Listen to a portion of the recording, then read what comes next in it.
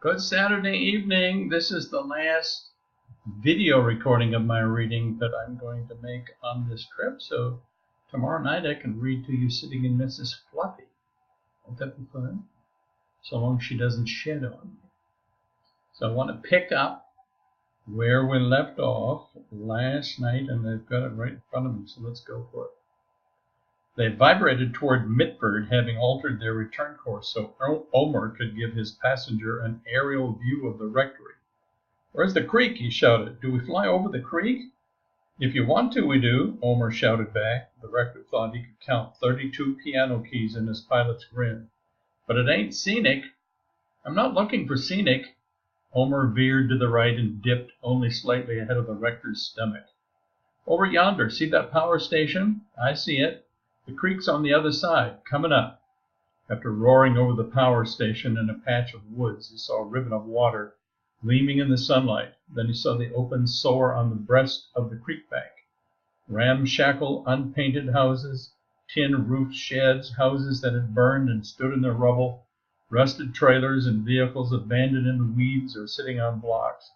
A few hens pecked at the ground, which appeared to be hard and baked clay. Dogs ran out and barked at the sky. A few people stood, shading their eyes, looking up. Near the woods, piles of abandoned stoves, refrigerators, tires, and other debris flowed down the bank to the water's edge. "It ain't Dollywood," shouted Omer, as they roared over the treetops and gained altitude. "I'm buzzing Lou's place first." Man alive, he thought, seeing the station sign come closer. Exyon.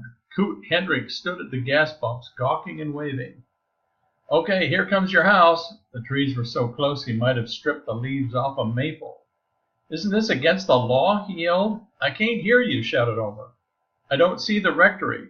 Yank up your floor mat and I'll spot her for you." He peeled back the mat, revealing a sizable hole, as Omer careened to the left and dipped. He recognized the monument, then the school and First Baptist, and by George, there was the grill. Somebody stepped out to the sidewalk and looked up, but Omer roared on before he could tell who it was. "There you go," hollered his pilot. Just below, tucked beside the little yellow house with the tile roof, was the place where 120 women had devoured as many lemon squares this very day. He could see the pink and white trilliums blooming in the backyard. He could number the slates on his roof. If he looked through that hole another minute, he would deposit his calling card over Wisteria Lane. He slapped the mat back in place. "What else do you want to see?" hollered Omer, nosing them straight up. Omer was getting a second wind. "That'll do," he shouted. "Just take me to my car." "Please." He drove to Mitford with Omer. "What do I owe you?" he asked Mayor Cunningham's brother-in-law.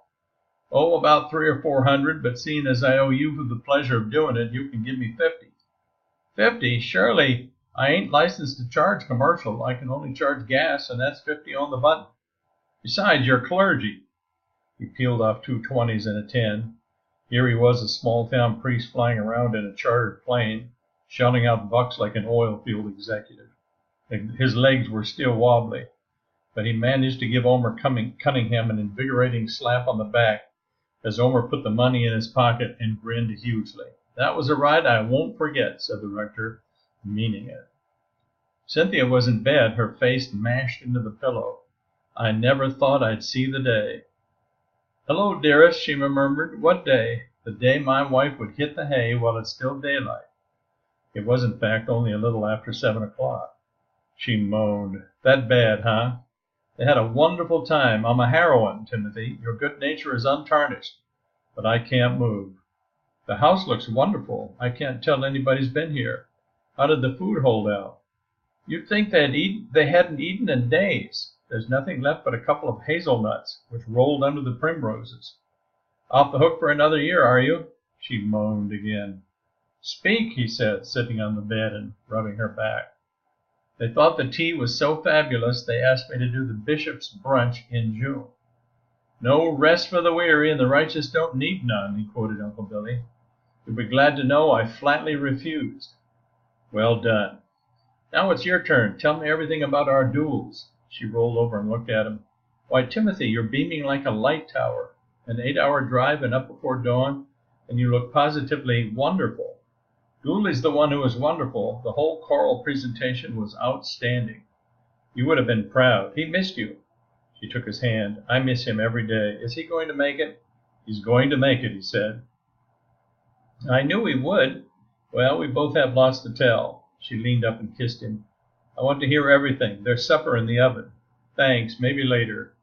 Then take your shower, why don't you? I'll be here waiting and we can have our prayers. She was there waiting all right, but dead asleep doing it. He snuggled up to her back, conforming to her soft contours.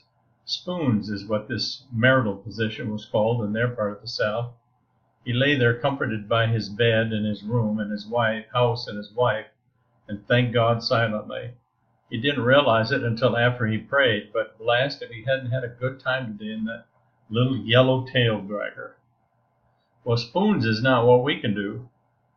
I mean, it would wake me up right away. I'd wonder, are you okay? What's going on? How come are you? End of chapter 7.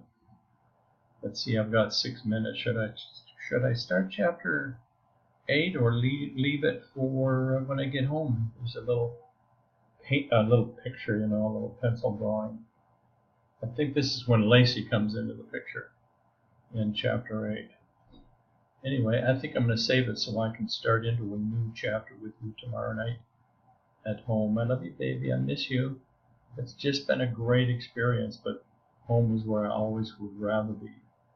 So good night for now. Let me upload this and give you 6 minutes of reading anyway.